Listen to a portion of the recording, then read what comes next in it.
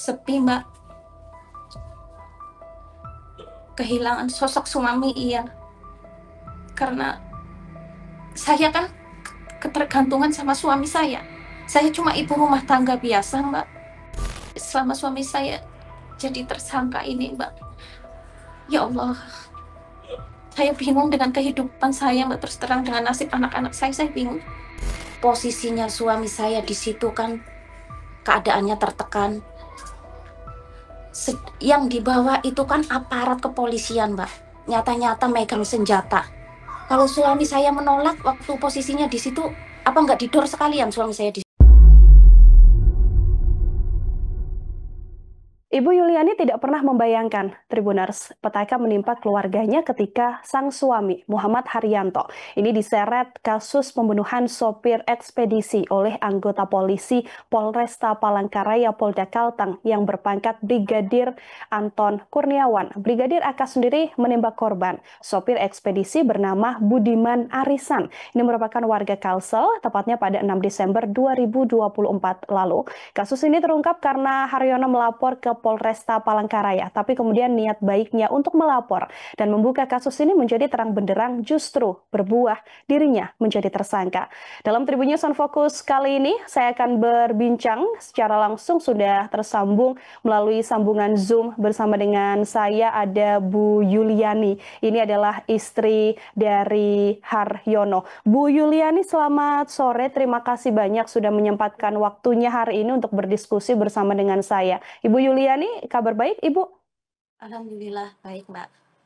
Baik, terima kasih hari ini menyempatkan waktunya berdiskusi bersama dengan saya. Bu Yuliani, kita sama-sama mendengar bagaimana kemudian kejadian yang menimpa suami dari Ibu begitu ya, yang saat ini juga menjadi justice kolaborator sekaligus terdakwa. Mungkin saya ingin memulai terlebih dahulu, Bu Yuliani, bagaimana Ibu kemudian pertama kali mengetahui begitu ya, kasus pembunuhan ini yang berujung menyeret juga suami dari Bu Yuliani. Nggak nyangka aja, Mbak, waktu kejadian ini menimpa kami itu nggak nyangka. Sampai nggak bisa berkata-kata saya, Mbak. Memang begitu pukulan berat dengerin kejadian ini loh. Terus sampai suamiku jadi tersangka kayak gini tuh pun di luar kendali kami itu, Mbak. Kalaupun suami saya waktu itu tahu bakal kejadian kayak gini, kalau suami saya bisa membaca situasinya waktu itu, mungkin suami saya sudah menghindar, Mbak, kan begitu. Cuma kenapa ya, apa yang kita lakuin kok sampai segininya, kita berharap kayak suami saya berstatus jasa itu kan ada pengurangan vonis apa-apa gitu kan, Mbak. Ternyata masih begitu berat. Saya sampai sekarang pun trauma, Mbak, nggak bisa berpikiran gimana-gimana. Gimana nasib suami saya, gimana nasib keluarga kami. Saya bingung, betulan saya bingung, Mbak. Bu Yuliani, ketika pertama kali begitu ya, setelah kejadian ini apakah juga sempat bertemu atau kemudian diceritakan secara langsung oleh suami apa yang hari itu begitu ya dialami atau menimpa sang suami sebelum pada akhirnya niat sang suami untuk melapor justru berujung membuat Pak Haryono ini menjadi tersangka, Bu Yuliani? Waktu suami saya pamit kerja yang tanggal 26 November itu pulang di tanggal 27 November itu suami saya itu sudah beda, Mbak. Sikapnya beda, kelakuannya pun beda. Banyak diemnya, banyak bengongnya. Habis setelah itu banyak nangis, sering menangis, Mbak, sering kadang ketawa sendiri. Lama-lama kan saya kan bingung, Mbak, kok suami saya kok kayak gini, saya bilang gitu kan. Pelan-pelan saya tanya, setelah beberapa hari, "Sampean kenapa?" Saya bilang, "Ada apa? Kok makin hari kok kondisinya seperti ini?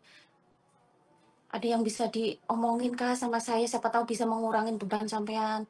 Akhirnya di malam tanggal 1 Desember itu suami saya cerita, Mbak. Cerita sama saya, minta maaf. Kalau nanti saya ceritain, kamu bakalan shock. Soalnya ini musibah buat kita. Suami saya bilangnya gitu. Suami saya cerita waktu saya pamit yang tanggal 26 itu suruh ngantar Pak Anton arah ke Banjar tapi balik lagi arah ke Kasongan itu di Pal 38 itu Pak Anton tuh nembak nembak orang. Saya kata suami saya gitu, Mbak. Saya bilang, "Ini nih serius kah?" Saya bilang gitu sama suami saya karena saya rasa nggak percaya gitu loh, Mbak. Kok ada ya betul di dunia nyata nih memang adakah begini, saya bilang gitu kan. Betul kata suami saya, memang yang saya alamin tuh begitu, tanya.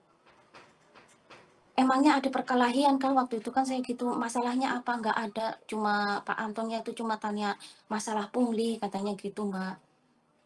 Terus yang korban ini minta minta suratnya, ada surat nggak dari Polda itu gitu kan, surat masalah pungli itu. Waktu itu ngobrolnya katanya baik aja, nggak ada yang kelahi, nggak ada apa, tiba-tiba tuh Pak Anton arah dari belakang dari bangku belakang penumpang itu nembak kepala korban 2 kali itu, Mbak. Habis itu kan suami saya shock, suami saya bingung, waktu itu disuruh panik, apa-apa segala itu kan, Mbak, panik suami saya kan. Pak Anton suruh ngarahin gini gini gini gini gini. Di pikiran suami saya kan kalau saya nggak mau ngikutin arahan Pak Anton, saya bakalan ketembak juga gitu kan, Mbak. Akhirnya suami saya tuh ngikutin apa yang disuruhnya Pak Anton. Bilang gitu, Mbak, sama saya kan. Ya Allah, saya bilang, terus sekarang kita gimana? Saya sama suami saya kan. Bismillah ya, Dek, doain saya semoga saya kuat. Saya mau nyehatin badan saya dulu waktu waktu sebelum melapor kami, Mbak. Saya mau menyehatin badan saya dulu, nyiapin pikiran dulu, bismillah saya mau lapor. Tanggal 10 itu suami saya jam 2 itu ngajak saya sama anak saya yang kecil, "Saya mau lapor, tolong saya diantar ya, Dek," bilang gitu suami saya, Mbak. Akhirnya saya antar ke Jatanras, Polres Jatanras itu buat melapor kejadian itu.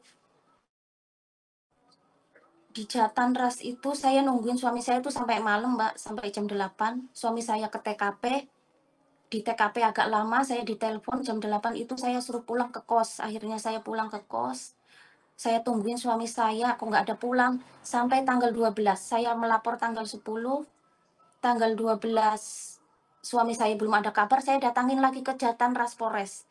Saya tanya ke orang Jatanras itu, "Suami saya di mana?" Saya bilang. Kok nggak ada kabarnya 2 hari ini, kok nggak ada pulang, nggak ada kabarnya. Oh, suami ibu dibawa ke Polda. Silahkan ibu cari aja ke Polda. Saya akhirnya ke Polda, Mbak. Saya datangin ke Polda, saya ke bagian kriminal itu, saya tanya ke penjaganya, saya mau ketemu suami saya bilang. Oh, suami ibu yang saksi atas penembakan itu ya, Bu? Iya. Maaf, Bu, nggak bisa. Suami ibu masih dalam penyidikan. Suami saya belum pulang 2 hari, Mas. Saya pengen tahu keadaan suami saya tuh gimana. Saya tetap ngotot waktu itu di Polda nungguin suami saya, Mbak. Akhirnya maghrib itu saya dibolehin ketemu suami saya asal jangan ngobrol. Silakan ketemu sama suami ibu, tapi ibu jangan ngobrol. Saya cuma salim aja sama anak sama suami saya. Habis itu saya pulang, Mbak. Setelah tanggal 14 malam, suami saya tuh ada diantar pulang sama orang Polda dengan diantar 3 orang sambil bapaknya itu bilang, "Terima kasih Bu, saya balikin suami Ibu karena bapaknya sudah kooperatif buat melapor buat apa, kita berapresiasi buat suami Ibu. Saya balikin suami Ibu, silahkan istirahat." Suami saya pulang itu mau maghrib itu pulang, Mbak. Habis itu kami maghriban, makan malam, ternyata jam 10 malam itu suami saya dijemput lagi itu, Mbak. Dijemput lagi dengan rombongan ada 20 orang lah. Itu pun orang Polda bilangnya sama saya, "Bu, suaminya saya pinjam ya, mau kita bawa ke Polda lagi." Nggak ada nggak ada pemberitahuan suami saya jadi tersangka, nggak ada pemberitahuan suami saya ditangkap, itu nggak ada, Mbak. Makanya saya nggak punya pikiran kalau suami saya bakalan jadi tersangka nih, nggak ada. Dan momen ketika suami dijemput itu adalah momen terakhir Bu Yuliani bertemu dengan sang suami. Betul, itu yang terakhir, Mbak. Suami saya waktu itu sambil cerita, sebelum berangkat dia cerita, "Sini saya sakit," katanya. "Kenapa?" "Saya kena tempeleng," katanya, Mbak. "Kok bisa gitu?" "Ya, di penyidikan itu saya banyak kena aniaya gitulah Mbak di pinggir jalan. Ya Allah, saya bilang, "Sabar ya." Iya, alhamdulillah kan sekarang sudah pulang. Saya baru ngomong kayak gitu Mbak, ternyata jam 10 malam itu dijemput lagi suami saya itu. Itu terakhir momen saya sama suami saya. Mmm. Bu Yuliani, ini ada jeda antara, kejadian begitu ya, ketika adanya penembakan sampai kemudian Pak Haryono ini memutuskan untuk melapor ke kepolisian. Ketika itu apakah juga memang sempat ada diskusi atau obrolan antara Bu Yuliani dengan suami mengenai pelaporan yang pada akhirnya dilakukan ke Polresta? Enggak Mbak, malam tanggal 9 habis sholat Isya, suami saya datangin saya. "Dek, saya mau bicara," katanya. "Iya," saya bilang. "Kenapa, Pak?" Saya bilang, "Saya mau lapor besok, kamu ngizinin nggak?" "Alhamdulillah, sampean siap?" "Iya." "Saya kasihan sama jenazah," katanya gitu, Mbak. "Seharusnya kan jenazah itu dikubur dengan layak, ini enggak. Saya nggak tega punya ya peri kemanusiaan saya lah," katanya. "Alhamdulillah kalau sampean berani ngelapor, Pak, saya dukung, apapun saya dukung," saya bilang gitu. "Iya, tapi besok tolong saya diantar sama anak yang kecil ya, siapa tahu ini kumpul yang terakhir," katanya itu, Mbak. Itu, ya ngomong gitu aja sih waktu malam tanggal 10-nya itu, Mhm. ngomong kayak gitu. Mmm. Kalau untuk, suami sendiri, Bu Yuliani, bagaimana kemudian, kedekatan begitu ya, antara suami dengan korban ataupun suami juga dengan Brigadir AK? Apakah juga memang semuanya keduanya, saling mengenal atau seperti apa kalau dari sepengetahuan Bu Yuliani? Mengenal karena sering pakai jasa suami saya kan supir online, Mbak.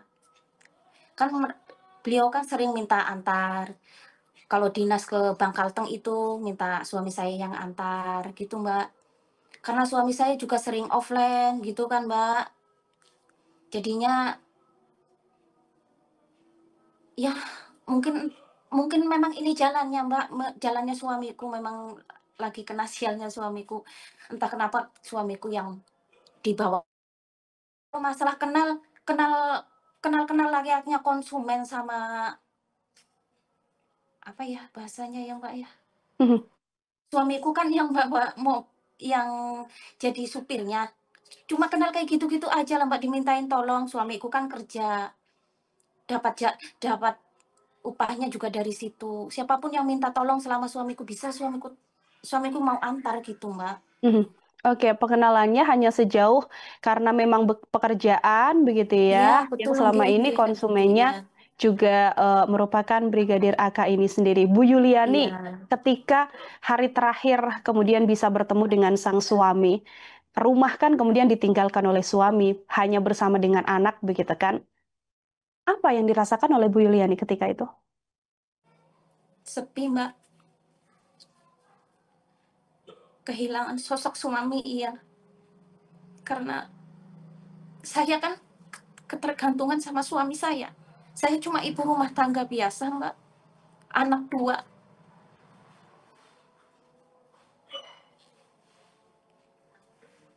Mas, kebutuhan semuanya dari suami, apa-apa suami. Terus selama suami saya jadi tersangka ini, Mbak, ya Allah, saya bingung dengan kehidupan saya, Mbak, terus terang dengan nasib anak-anak saya bingung. Sampai sekarang pun saya bingung. Untuk anak-anak sendiri, Bu Yuliani, ketika anak-anak bertanya, "Di mana sang ayah? Kenapa ayah kemudian tidak bertemu dengan mereka?" Apa yang bisa Ibu Yuliani jelaskan kepada anak-anak, Bu? Kalau anak saya yang pertama itu karena sudah besar, satu SMA itu, Mbak, paham. Sudah tahu ceritanya, paham. Kalau yang kecil ini saya kasih tahu, "Papa lagi mondok ya, Nak, ya. Papa lagi hatamin Al-Quran. Nanti kalau Al-Qurannya sudah hatam, Papa sudah bisa baca semuanya, Papa baru pulang," saya bilang gitu, Mbak. "Masih lama ya, Mah, makanya doain Papa ya, Nak, supaya Papa cepet hafalnya," saya bilang gitu, Mbak. Alhamdulillah anaknya saya yang kecil ini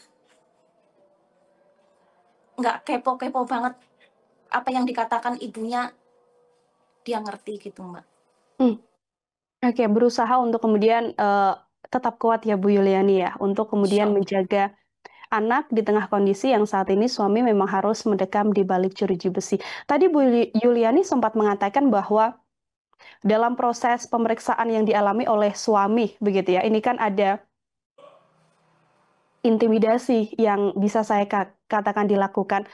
Ada cerita lain apa mungkin yang disampaikan oleh suami ketika sempat bertemu dengan ibu begitu ya, mengenai apa yang dialami sang suami ketika dimintai keterangan oleh pihak kepolisian? Waktu kutanya itu kan, "Kenapa kok sampai kayak gitu?" Waktu saya lihat pipi suami saya lebam itu kan, Mbak, "Emang sampean ini berbelit-belit kah atau gimana?" Saya kan bilang gitu, Mbak.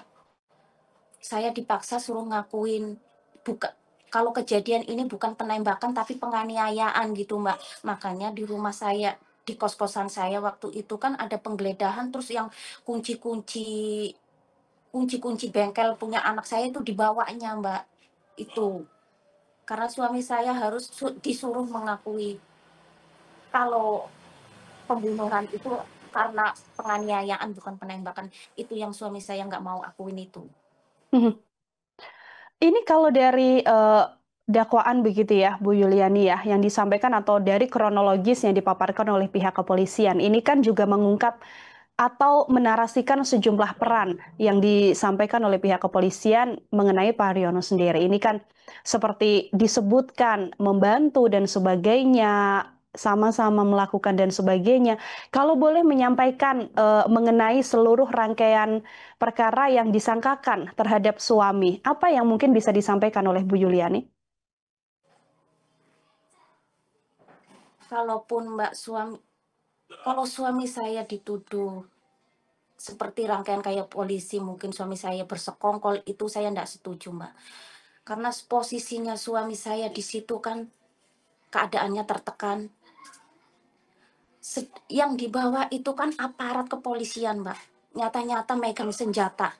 Kalau suami saya menolak waktu posisinya di situ, apa nggak didor sekalian suami saya di situ, Mbak? Apapun yang diperintahkan Brigadir Anton waktu itu kan suami saya iyain. Tapi bukan berarti suami saya mengikuti kejahatannya kan bukan, Mbak. Semuanya kan karena tertekan, karena keterpaksaan. Saya nggak setuju apa yang disampaikan sama Polda itu saya enggak. Kalau suami saya ikut ikut berencana, kalau suami saya dituduh ikut berencana, dituduh bersekongkol, ngapain kita lapor, Mbak? Logikanya kan gitu saya gitu aja, Mbak. Saya sebagai orang awam ini ngapain suami saya sampai lapor? Kita beranikan diri, Mbak, lapor tanpa bawa pengacara waktu itu. Setahu kami kan kalau memang kita mau berbuat baik, insya Allah hasilnya kan baik, Mbak. Hmm, Insya Allah kita akan diterima dengan baik. Walaupun banyak dramanya. Ya Alhamdulillah lah, Mbak. Saya selalu kuatin suami saya. Sudah ini jalannya Tuhan. Kita ikuti skenario-nya Tuhan. Masih banyak ada orang baik gitu aja, Mbak. mhm. Oke, ini juga kemudian menjadi salah satu upaya juga ya dari Bu Yuliani, berusaha juga untuk kemudian menyampaikan apa yang menurut Bu Yuliani ini tidak dilakukan oleh sang suami. Dalam kasus ini, Bu Yuliani, kalau kita merunut dari awal begitu kan, kan juga suami dari awal memang menceritakan apa adanya terhadap ibu begitu kan, sampai akhirnya kemudian ada vonis 8 tahun yang juga dijatuhkan kepada sang suami. Bagaimana Bu Yuliani pertama kali mendengar dan merespon vonis tersebut? Sama, Mbak, dunia dunia saya gelap semua. Saya nggak bisa berpikiran terang. Saya langsung kepikiran masa depan anak-anak saya gimana. Sedangkan saya hidup ini kan dengan suami saya, Mbak. Pendidikan anak-anak saya gimana. Terus status suami saya itu kan JC. Masa JC itu penghargaannya 8 tahun, Mbak? Buat saya itu nggak buat saya itu nggak adil, Mbak. Makanya sampai sekarang pun saya masih mengupayakan semoga suami saya masih bisa mendapatkan keadilan seadil-adilnya, mendapatkan keringanan seringan-ringannya, itu harapan saya itu, Mbak. Mhm. Saat ini artinya Bu Yuliani mengajukan banding atas vonis yang dijatuhkan terhadap sang suami, Ibu? Insya Allah, iya. Oke, Karena nanti karena buat saya itu, Mbak, terlalu terlalu lama, terlalu berat. Nggak sesuai nggak sesuai yang suamiku lakukan. Suamiku kan membantu membantu aparat negara kan, melaporkan peristiwa yang sebenar-benarnya, tanpa ada yang ditutup-tutupin, tanpa ada yang suamiku ya ditutup-tutupin, suamiku ada-adain tuh enggak, Mbak, memang apa adanya. Kita betul-betul melaporkan kejadian ini, melaporkan peristiwa ini sebetul-betulnya, Mbak, biar ada terang benderang gitulah, Mbak, dalam kasus ini.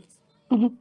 Selama kasus ini berjalan, lalu berbagai upaya yang dilakukan Bu Yuliani, kalau dari Ibu sendiri secara pribadi begitu ya, apakah juga menerima entah itu intimidasi ataupun teror selama kasus suami Bu Yuliani ini berjalan?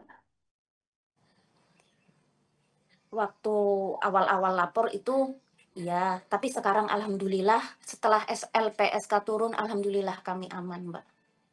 Mhm, Nggak ada intimidasi apapun setelah mhm. LPSK turun. Dan sekarang juga sudah mendapatkan perlindungan penuh dari LPSK ya, Bu Yuliani? Alhamdulillah masih. Mhm. Kalau bisa begitu ya, eee, menggunakan berbagai cara sampai kemudian menyurati presiden mungkin, atau menyurati juga Kapolri, atau mungkin ada yang ingin disampaikan begitu kan, kepada presiden atau kepada Kapolri atas kasus yang menimpa suami. Apa yang ingin disampaikan oleh Bu Yuliani? Saya cuma berharap, tolong suamiku beri keringanan seringan-ringannya. Selagi pun suami saya dihukum, saya ridho, Mbak, tapi nggak jangan begitu berat lah. Berilah seringan-ringannya. Kasihlah suamiku penghargaan atas keberaniannya buat melapor. Buat apa yang suamiku lakukan selama ini, Mbak. Saya sebagai istri minta tolong, dimanapun orang baik berada, tolong kami. Semoga suamiku bisa mendapatkan keadilan seadil-adilnya, keringanan seringan-ringannya. Gitu aja saya, Mbak. Mhm. Kalau ada yang bisa disampaikan kepada anak, kepada suami, begitu, Bu Yuliani, soal kasus yang saat ini menimpa suami Ibu, apa yang mungkin bisa dikatakan oleh Bu Yuliani? Bu Yuliani yang paling dalam. Ya cuma sama anak-anak saya minta maaf sih, nak. Kalau ya saya sebagai ibu, sebagai mama, sebagai orang tua, belum bisa membahagiain anakku. Mungkin dengan kasus ini, kadang anakku mungkin yang besar itu dapat ejekan atau apa, yang kuat, yang sabar. Insya Allah semuanya akan berakhir. Insya Allah akan ada jalannya gitu aja. Mhm. Baik, terakhir dari saya, Bu Yuliani, ini harapan paling besar dari Bu Yuliani sebagai istri, begitu ya, dengan kasus yang dijalani oleh suami. Keinginan paling besar dari Bu Yuliani atas kasus ini, apa yang bisa disampaikan, Bu? Kalau harapanku untuk suamiku, semoga sabar. Semoga dengannya ada musibah ini, ya menjadi insan yang lebih baik lagi lah, Mbak.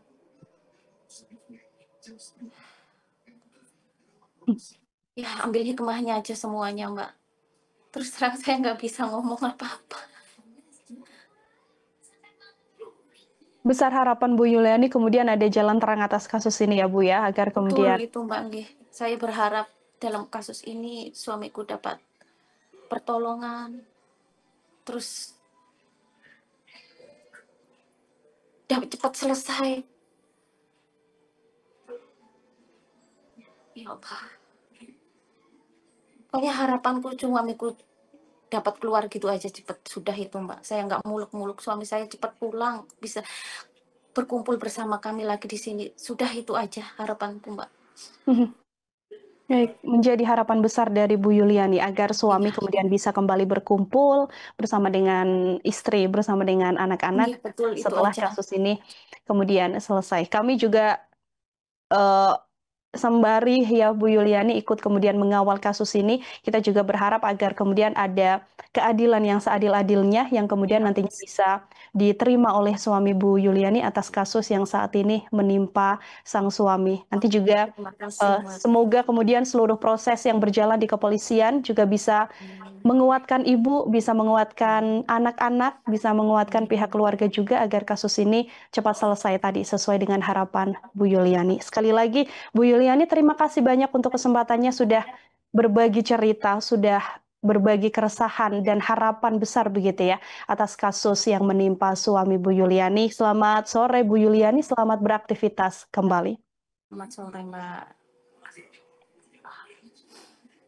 Baik, Tribuners, demikian obrolan saya bersama dengan Bu Yuliani mengenai kasus hukum yang saat ini menimpa sang suami atas kasus pembunuhan terhadap seorang sopir ekspedisi. Tribunnews on Focus kita akhiri di sini. Kita bertemu lagi dengan obrolan dan tema-tema lain. Nila Irda pamit undur diri. Terima kasih banyak dan sampai jumpa. Download Tribun X sekarang. Menghadirkan lokal menjadi Indonesia.